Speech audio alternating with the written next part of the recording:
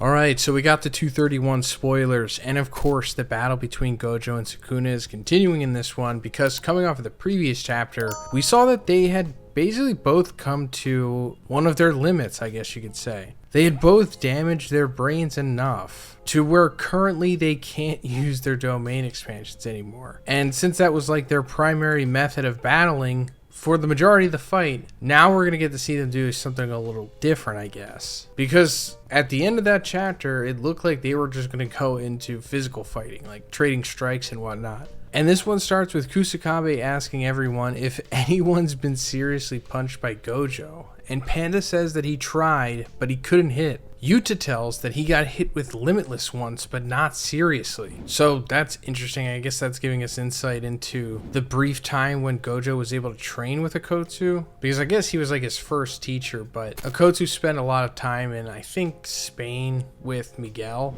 Kusakabe explains that Gojo overlaps the effect of blue, which sucks in things and enhances his fists with cursed energy. Hikari adds that it feels like getting hit from something harder though. It's just a normal punch.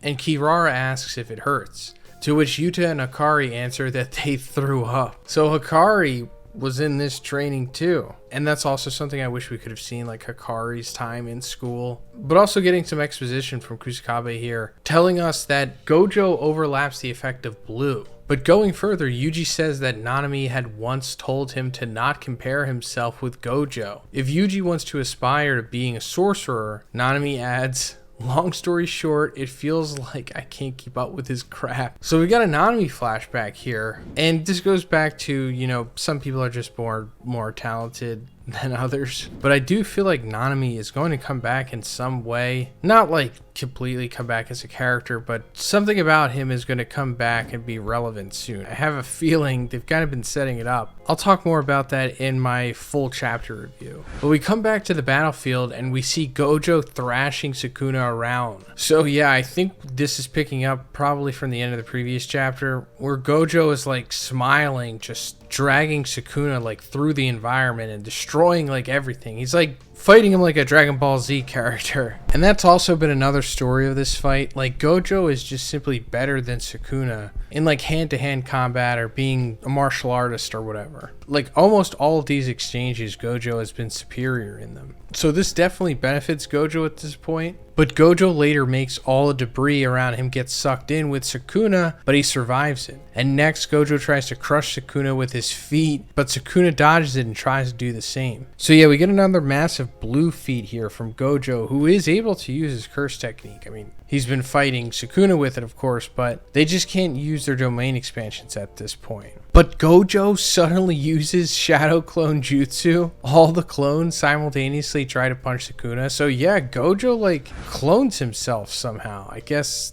using Limitless. It almost looks like he's doing like the speed mirage thing, but no, he's actually cloned himself somehow. But Sukuna holds the real Gojo's hand and punches him back and flies him away. But Gojo grabs onto a traffic light signal and sits on top of it. So yeah, that was fast. Like, Sukuna instantly figures out how it works and goes to the original Gojo and punches him away. But first, let's talk about the sponsor of this video, Fume. Not everything in a bad habit is wrong, so instead of a drastic, uncomfortable change, why not just remove the bad from your habit? Fume is an innovative, award-nominated device that does just that. Instead of electronics, Fume is completely natural. Instead of vapor, Fume uses flavored air. And instead of harmful chemicals, Fume uses all natural, delicious flavors. Your Fume comes with an adjustable airflow dial and is designed with movable parts and magnets for fidgeting, giving your fingers a lot to do, which is helpful for de-stressing and anxiety while breaking your habit. Guys, I'll be straight up. I particularly do not have a bad habit that I would use Fume for. I mainly wanted to partner with Fume for you guys. That's because my demo is 18 to 34. And statistically, a lot of you probably have some bad habits. And you know what I mean. Some of you are really knee deep in those bad habits. And I would really like to help you guys turn those bad habits into good habits. habits. But that doesn't mean that I'm not going to use it personally. I mean, now that I have it, why wouldn't I? I really do like the twisting mechanism on this thing. It is kind of like a fidget toy for sure. And now that I've tried it, it's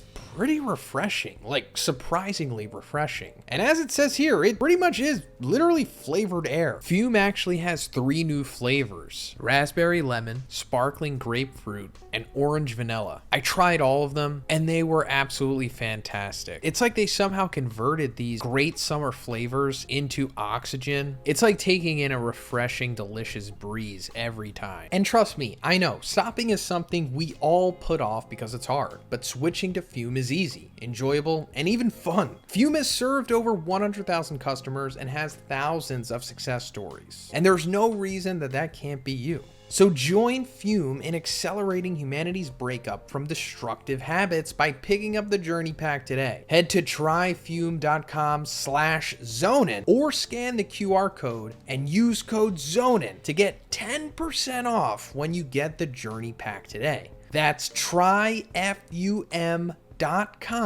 and use code Zhoniin to save an additional 10% off on your order today. Thanks, guys. Mahoraga adapts when it receives an attack from the opponent and the wheel turns again. Gojo notices that the wheel turns black when Sukuna is using domain amplification. At that time, it cannot adapt. So the reason Sukuna can use domain amplification is because the damage part of his brain is only for domain expansion. Sukuna also notices that Gojo is only using simple techniques to avoid Mahoraga's wheel getting adapted. So that explains a few things. So we saw that Sukuna was able to adapt to Gojo's limitless void inside of his domain expansion. And afterwards we thought that he was going to just continue to use Mahoraga, since he brought him out in that instance after getting hit. But no, in the previous chapter, he kind of just puts Mahoraga back into the shadows and just continues to fight Gojo without him. Kind of just using him as like a intimidator, if anything. Like saying, hey, I'll adapt to another thing. But I just don't know why he's not keeping Mahoraga out and double teaming Gojo. I mean, I guess it's because he fears that Gojo's going to take Mahoraga out with a strong enough attack that he hasn't adapted to yet. But, you know, at least just try to double team him. I mean, he could barely fight a single Sukuna. But yeah, that's essentially what Sukuna is doing here. He's keeping Mahoraga contained until he's like assured that he is immortal, going against Gojo essentially. Like he'll take the hits just like he has been before. But it's also pointing out that he can't adapt the wheel when he's using domain amplification because it just shuts down the user's own curse techniques. So that's going to come back into play for sure because it's being mentioned here. So Gojo may be the next one to use their domain expansion, you know, coming off of their brains being damaged, but also that brain damage stuff being mentioned here with Sukuna is that he can use domain amplification because the brain being damaged in all this battle is just affecting the domain expansion part of it. The fight resumes once the signal turns go. Gojo pulls the traffic signal towards Sukuna, but the latter holds it and throws it towards Gojo at high speed. Everyone tries to deduce how many spins it would take for Mahoraga's wheel to adapt, and Gojo talks to Sukuna as they casually walk around the city that the wheel needs a total of 4 spins to completely adapt to his infinity, and there's still 3 more spins to go. Sukuna laughs at Gojo and tells him it's the countdown to wipe off the smirk from his face, to which Gojo makes a wide grin showing off all of his teeth that says, that goes for the both of us. Gojo declares that he will kill Sukuna before Mahoraga's wheel adapts to his infinity in the next 3 counts.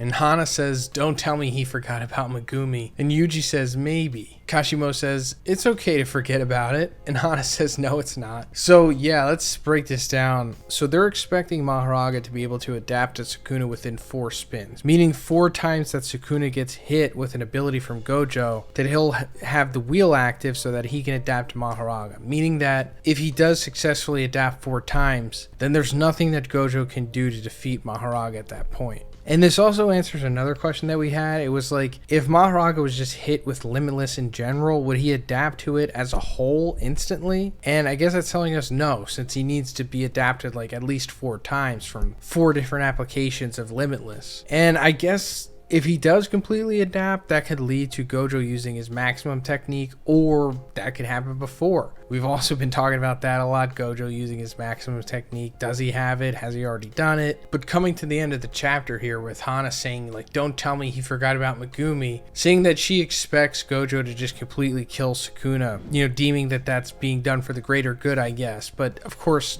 Gojo's not going to do that. I think that Gojo has figured out how to perform reverse curse technique on other people, and he's going to do it to Megumi, I assume, once Sukuna leaves him. But Kashimo saying it's okay to forget about it, I guess means because he's expecting that he's going to have to come in there and fight Sukuna, and if he does, he obviously doesn't care about Megumi, and he would just blow Sukuna away, regardless of which body he's in, you know, with his one-time only curse technique. And the fact that Kashimo is being brought up here again is further cementing that I think for sure he's going to have to come in. I don't know what's going to happen at that point, but we will see Kashimo take on Sukuna, if not just for like one single panel. But yeah, that's pretty much it for this one, guys. Let me know what you think about it in the comments, and if you liked the video, please give it a like and please subscribe if you haven't already. Have a great day. I'll see you in the next one.